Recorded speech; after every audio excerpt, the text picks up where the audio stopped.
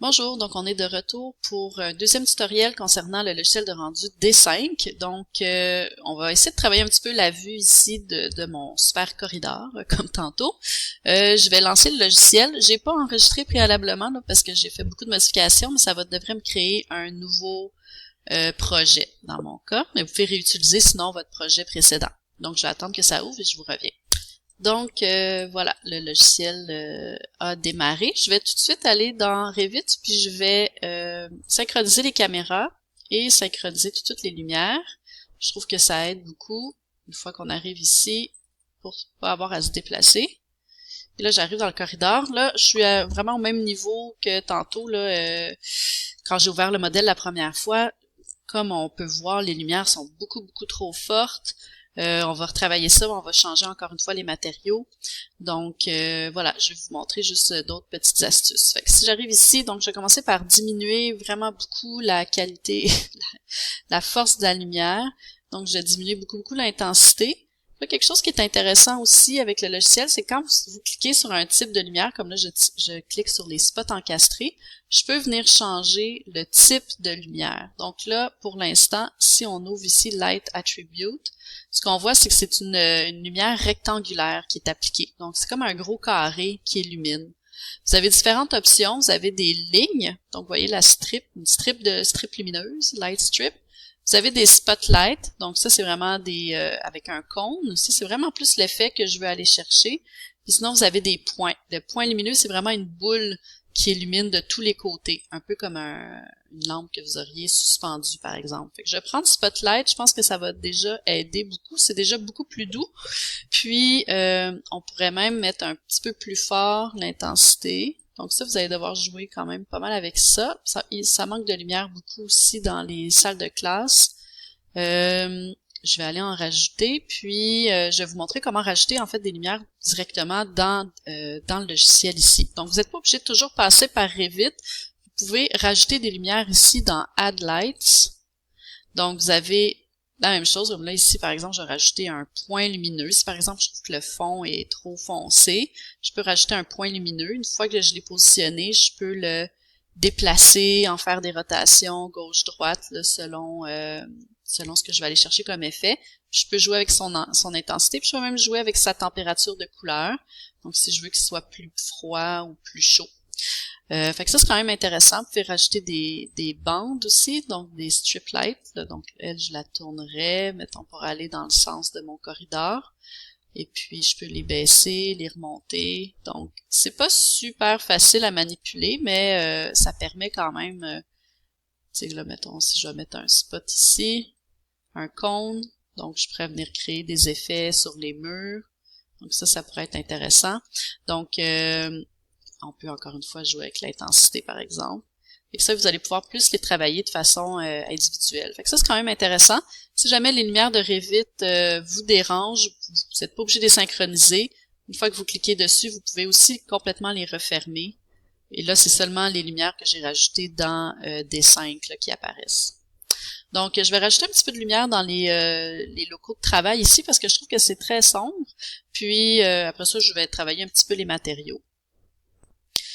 Donc, je suis de retour dans Revit. J'ai rajouté des appareils d'éclairage dans les petits cubicules. Je pourrais peut-être en rajouter aussi proche des portes vitrées pour que ça éclaire un peu plus dans mon modèle. Donc là, ici, je suis dans une vue de plafond. Donc ça, c'est des appareils d'éclairage de Revit, là, de base. J'ai aussi rajouté des petits meubles. C'est juste pour vous montrer comment on synchronise entre les vues. Donc, j'ai rajouté des petits meubles ici. Maintenant, pour l'instant, dans D5, je vois pas les modifications que j'ai faites. Vous voyez aussi que les matériaux ne se synchronisent pas non plus, là. Donc, on est vraiment dans les matériaux de base. Les matériaux sont vraiment gérés dans D5 directement. Quand je suis ici dans Revit, si je veux que les modifications que j'ai faites apparaissent dans l'autre logiciel, je dois aller synchroniser les modifications. J'ai déplacé un petit peu les appareils d'éclairage parce que je voulais un effet un petit peu plus sur le mur.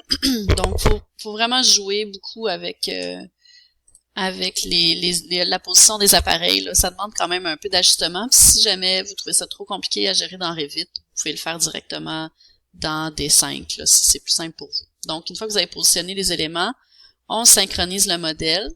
N'oubliez pas de synchroniser aussi les lumières. C'est ce qui va vous permettre en fait que toutes les modifications soient transférées.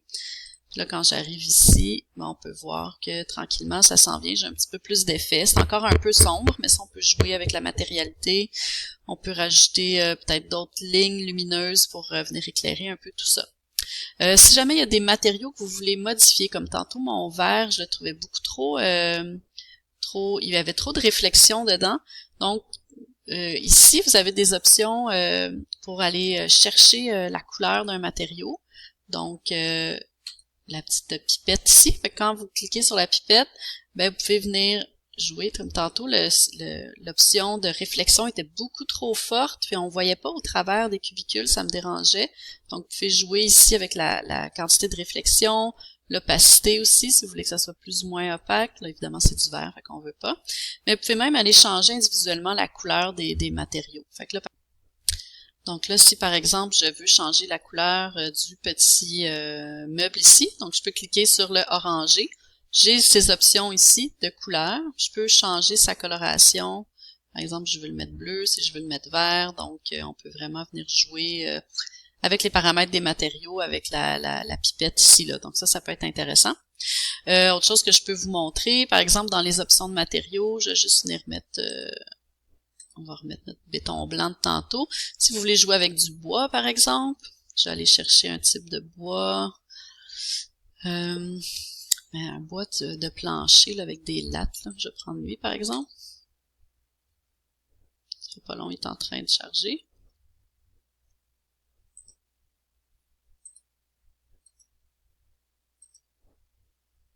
Voilà, ça y est, pris un peu de temps. Donc, vous voyez, j'ai appliqué ici une texture de bois. Donc, tout ce qui était ce bois-là apparaissait. Je peux venir faire même mes portes et mon plafond comme tantôt. Après ça, ce qui est intéressant, c'est qu'une fois que vous cliquez sur votre matériau, vous pouvez venir changer, par exemple, son sens. Donc, venir appliquer une rotation. Je sais pas trop, je pourrais mettre 45 degrés, par exemple.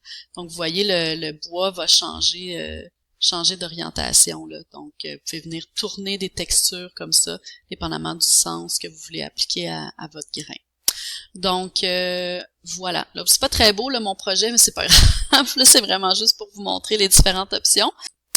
Donc, si je reviens, je vais aller à ma vue de salle de classe. Si, par exemple, je suis satisfaite là, de cette vue-là, là, est un peu lumineuse, mais quand même, disons que je suis satisfaite, c'est cette image-là que je veux enregistrer pour, en fait, enregistrer les images, c'est dans les options qui sont ici à droite.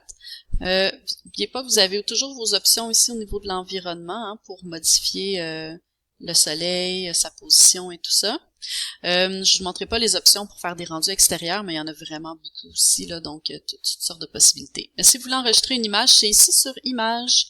On clique et vous allez avoir des options ici qui vont s'ouvrir en bas au niveau du ratio, de la forme de l'image, le nombre de pixels, etc. Donc, si tout fonctionne pour vous, on clique ici sur Render. Puis, vous allez pouvoir enregistrer votre vue. Donc, je vais l'enregistrer à la même place que tantôt. Ici. Donc, on va l'appeler salle de classe. Et on clique enregistrer. Et là, l'image va être calculée et va s'enregistrer dans vos dossiers. Donc, ça prend un petit peu de temps. On va laisser le temps à l'image de se calculer. Donc, ça prend un gros 28 secondes. Et là, maintenant, j'ai mon image de la salle de classe. Donc, c'est une image PNG, encore une fois, de quand même une qualité assez intéressante au niveau des matériaux.